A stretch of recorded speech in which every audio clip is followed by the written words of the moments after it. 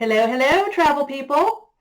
I am back today. I found my notes on Australia when I was getting my certification, and I figured I would tell you a little bit about what I found was interesting when I got my certification for Australia.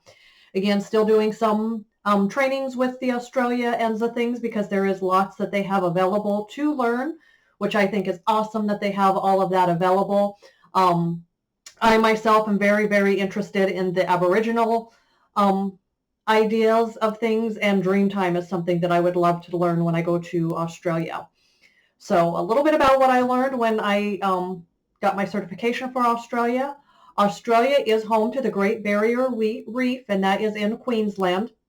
The Great Barrier Reef is the largest coral reef structure in the world and has the most diverse ocean habitats on Earth. It spans 1,430 miles, has 600 islands that dot around the reef. January to March is turtle hatching season, so if you're into that, that's definitely a time that you want to go. They have a Dreamtime dive and snorkel that explores the reef with the local Aborigine guides. And while I'm not much into the watery type stuff, I do think I would definitely do that because, again, it touches bases on both of the things that I'm very, very interested in, Dreamtime and the Aborigines, which, of course, the Dreamtime comes from the Aboriginal people. You can take a trip on the, I'm going to say it wrong, Gone. It's an iconic train trip, and it takes you from the southern Australia to the top end of Australia. It covers 1,851 miles.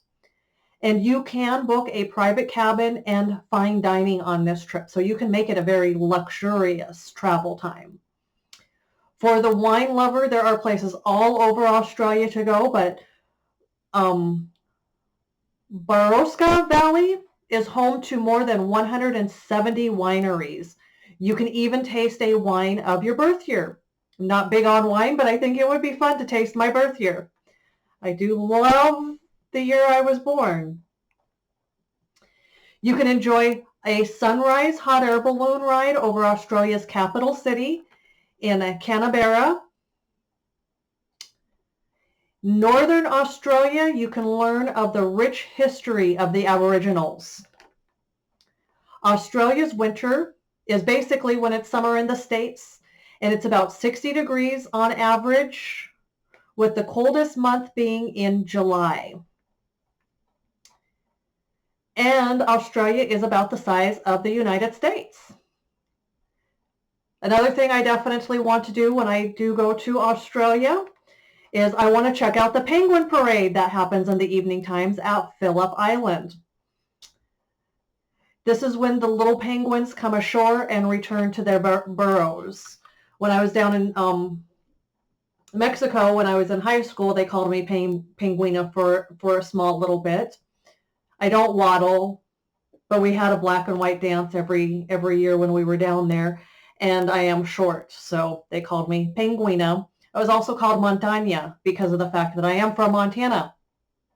Who knew you can be a mountain and a penguin all in one person? But hey, that's me.